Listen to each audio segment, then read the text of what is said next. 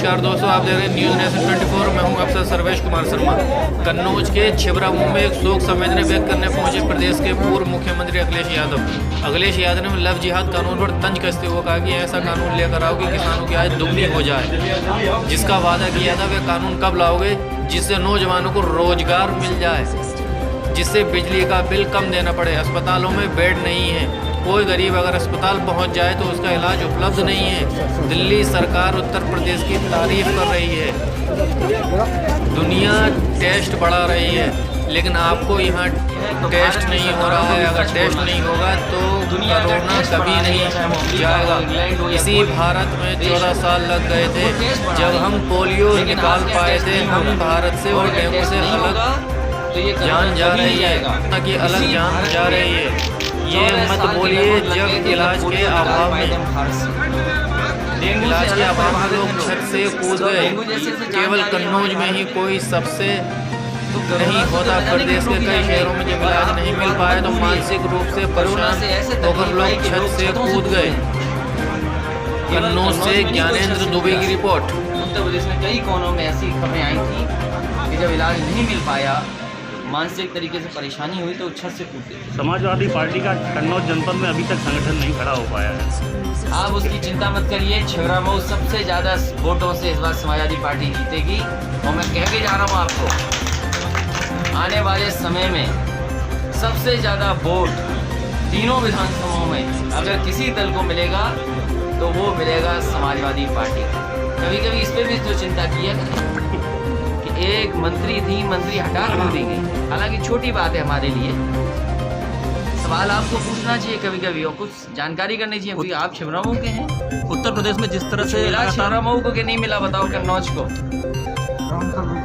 MLC चुनाव आ रहा है, 1 तारीख को चुनाव है। ये सरकार को ठेका दिया था एक्सप्रेसवे बनाने का, अभी भी पूरा नहीं हुआ। स्नातक MLC चुनाव 1 तारीख को है। मुझे उम्मीद है कि हमारी पार्टी के लोग सब मिलकर के मदद करेंगे, और अगर लूट मचाएंगे बिहार जैसी तो कोई नहीं जीतेगा। सर ईवीएम पर क्या कहना चाहिए? बिहार में जो लूट हुई, जो बेईमानी हुई, कौन जीत लेगा? क्या आपको हमारा चुनाव याद नहीं है? कितने रेड कार्ड दिए गए, कितनों को लाठी मारी गई, कितनों पे बूथ पे वोट नहीं डालने दिया। बिहार में गठबंधन फेल हो गया 2022 में, क्या यूपी मैं ये कह रहा हूँ, ये बार बार ये सवाल जो पूछ रहे हो आप, जो मुख्यमंत्री जो सरकार ज़्यादा चिल्ला रही है उनसे पूछो, किसान का कभी ये कहोगे धान का कीमत मिली कि नहीं मिली? कि बस तुम नए कानून लाते ही रहोगे, नए कानून पे नए कानून, नए कानून। कभी ऐसा कानून लाओ कि किसानों को आय दोगुनी जो वादा करो वो मिल जाए। छिबरामऊ में और वो कानून कब लाओगे जिससे नौजवानों को नौकरी मिल जाए, रोजगार मिल जाए? वो कानून कब लाओगे जिससे बिजली का बिल आपको कम देना पड़े, और कम से कम हमारे प्रेस के लोगों का सम्मान हो? वो कानून कब लाओगे? भाजपा नेता कहते हैं कि सपा सरकार में अपराध चरम सीमा पर था। आप कह रहे भाजपा सरकार में अपराध बेलगाम। क्या आपको नहीं पता थानों में कैसे लूट मची हुई है? क्या आप भूल गए ये सब बातें? सपा सरकार एक चीज का विकास हुआ है, लोगों को अपमानित करने का विकास हुआ है, भ्रष्टाचार का विकास हुआ है, और लोगों को बड़े पैमाने पर अपमानित किया जा रहा है। 2022 में क्या प्रसपा के साथ सपा चुनाव लड़ेगी? समाजवादी पार्टी के बारे में और समाजवादी पार्टी कैसे गठबंधन करेगी कई बार बोल चुके, बार बार मत पूछो। सर ईवीएम पर क्या कहना चाहेंगे आप? ईवीएम पे ये कहेंगे कि इस बार जनता इतना वोट दे कि ईवीएम भी कुछ ना कर पाए।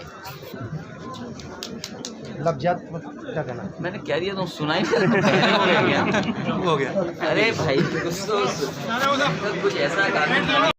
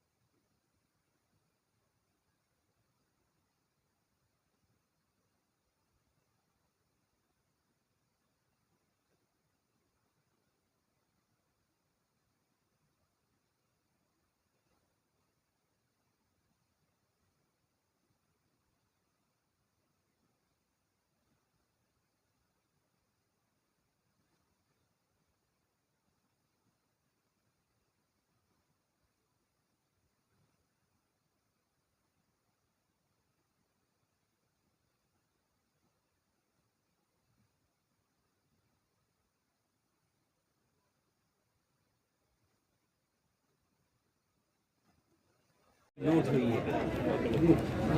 आप में से बहुत सारे साथी ऐसे हैं, आप में से बहुत सारे साथी ऐसे हैं जिन्होंने भारतीय जनता पार्टी के विचार मंचों से सुने होंगे। भारतीय जनता पार्टी ने किसानों की आय दोगुनी करने का वादा किया था। हमारे किसान का धान ऐसे ही लूट लिया गया। किसान को जो उसकी ज़रूरत की चीज़ें थीं, अब बड़े पैमाने पर महंगाई का सामना करना पड़ रहा है। उसके परिवार के बच्चों को नौकरी और बेरोजगारी का सामना करना पड़ रहा है। जो कन्नौज का विकास था, जिस तरीके से कन्नौज का विकास शुरू हो गया था और उत्तर प्रदेश का विकास होना शुरू हो गया था, भारतीय जनता पार्टी ने रोका है। भारतीय जनता पार्टी ने उत्तर प्रदेश को तमाम चीज़ों में पीछे छोड़ दिया। बात समझ में ये नहीं आती है कि देश में सबसे ज़्यादा दिल्ली में कोरोना से लोग प्रभावित हैं, पीड़ित हैं। आज कोई अगर बीमार हो जा रहा है तो उसे जो इलाज मिलना चाहिए, आज के समय पर इलाज नहीं मिल पा रहा है।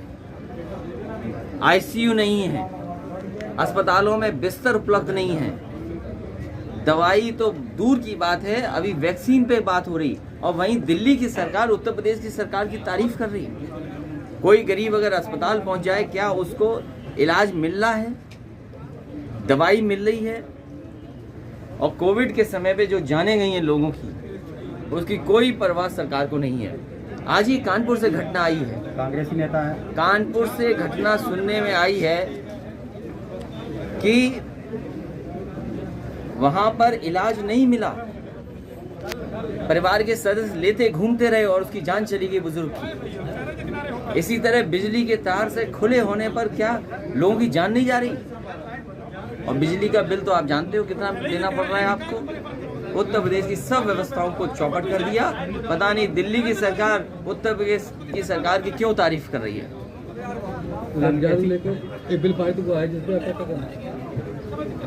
किसान की लूट हमारे लिए प्राथमिकता है।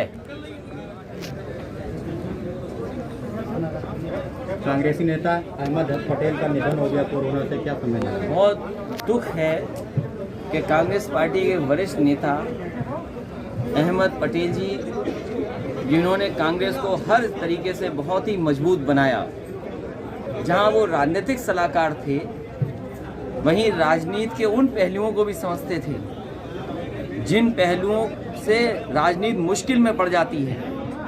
मुश्किल से मुश्किल घड़ी में उन्होंने कांग्रेस की मदद की है, कांग्रेस को आगे बढ़ाने का काम किया। ये दुखद है कि देश ने एक बड़ा नेता खोया है और कांग्रेस का बड़ा नुकसान हुआ है उस नेता के जाने के बाद। कोरोना से बचने के लिए लोगों को क्या कहना चाहिए? जो दुनिया कर रही है वही भारत को करना चाहिए, और दुनिया सच अगर बोल रही है तो भारत की सरकारों को भी सच बोलना चाहिए। दुनिया अगर टेस्ट बढ़ा रही है, चाहे वो अमेरिका हो, इंग्लैंड हो या कोई देश हो, वो टेस्ट बढ़ा रही है, लेकिन आपके यहाँ टेस्ट नहीं हो रहा। और अगर टेस्ट नहीं होगा तो ये कोरोना कभी नहीं जाएगा। इसी भारत में 14 साल के लगभग लग गए थे जब पोलियो निकाल पाए थे हम भारत से। डेंगू से अलग प्रभावित हैं लोग, बताओ, डेंगू जैसे से जान जा रही है हमारे भारत में। तो कोरोना से तो न जाने कितनों की जान गई। और आप वो बात मत भूलिए, कोरोना से ऐसे तकलीफ आई कि लोग छतों से कूद गए। केवल कन्नौज में नहीं कोई छत से कूदा है, उत्तर प्रदेश में कई कोनों में ऐसी खबरें आई थी कि जब इलाज नहीं मिल पाया, मानसिक तरीके से परेशानी हुई तो छत से कूद गए। समाजवादी पार्टी का कन्नौज जनपद में अभी तक संगठन नहीं खड़ा हो पाया है। आप उसकी चिंता मत करिए। छिबरामऊ सबसे ज़्यादा वोटों से इस बार समाजवादी पार्टी जीतेगी। और मैं कह के जा रहा हूँ आपको, आने वाले समय में सबसे ज़्यादा वोट तीनों विधानसभाओं में अगर किसी दल को मिलेगा तो वो मिलेगा समाजवादी पार्टी को। कभी कभी इस पर भी तो चिंता किया करें कि एक मंत्री थी, मंत्री हटा क्यों दी गई। हालांकि छोटी बात है हमारे लिए, सवाल आपको पूछना चाहिए कभी कभी और कुछ जानकारी करनी चाहिए, क्योंकि आप छिबरामऊ के हैं। उत्तर प्रदेश में जिस तरह से बनाने का अभी भी पूरा नहीं हुआ। स्नातक एमएलसी चुनाव 1 तारीख को है। मुझे उम्मीद है कि हमारी पार्टी के लोग सब मिलकर के मदद करेंगे और अगर लूट मचाएंगे बिहार जैसी तो कोई नहीं जीतेगा। लफ्जियात को बिल्कुल लेकर क्या कहना भाई बिहार में जो लूट हुई, जो बेईमानी हुई, कौन जीत लेगा? क्या आपको हमारा चुनाव याद नहीं है? कितने रेड कार्ड दिए गए, कितनों को लाठी मारी गई, कितनों पे बूथ पे वोट नहीं डालने दिया। बिहार में गठबंधन फेल हो गया 2022 में, क्या यूपी गठबंधन? मैं ये कह रहा हूँ, ये बार बार ये सवाल जो पूछ रहे हो आप, जो मुख्यमंत्री, जो सरकार ज़्यादा चिल्ला रही है, उनसे पूछो किसान का कभी ये कहोगे धान का कीमत मिली कि नहीं मिली? कि बस तुम नए कानून लाते ही रहोगे, नए कानून पे नए कानून, नए कानून। कभी ऐसा कानून लाओ कि किसानों को आय दोगुनी जो वादा करो वो मिल जाए। छिबरामऊ में और सपा वो सरकार कानून में कब लाओगे जिससे नौजवानों को नौकरी मिल जाए, रोजगार मिल जाए? वो कानून कब लाओगे जिससे बिजली का बिल आपको कम देना पड़े और कम से कम हमारे प्रेस के लोगों का सम्मान हो? वो कानून कब लाओगे? भाजपा नेता कहते हैं कि सपा सरकार में अपराध चरम सीमा पर था, आप कह रहे भाजपा सरकार में अपराध लगा। क्या आपको नहीं पता थानों में कैसे लूट मची हुई है? क्या आप भूल गए ये सब बातें? सपा सरकार एक चीज का विकास हुआ है, लोगों को अपमानित करने का विकास हुआ है, भ्रष्टाचार का विकास हुआ है और लोगों को बड़े पैमाने पर अपमानित किया जा रहा है। 2022 में क्या प्रसपा के साथ सपा चुनाव लड़ेगी? समाजवादी पार्टी के बारे में और समाजवादी पार्टी कैसे गठबंधन करेगी कई बार बोल चुके, बार बार मत पूछो। सर ईवीएम पर क्या कहना चाहेंगे आप? ईवीएम पे यही कहेंगे कि इस बार जनता इतना वोट दे कि ईवीएम भी कुछ ना कर पाए।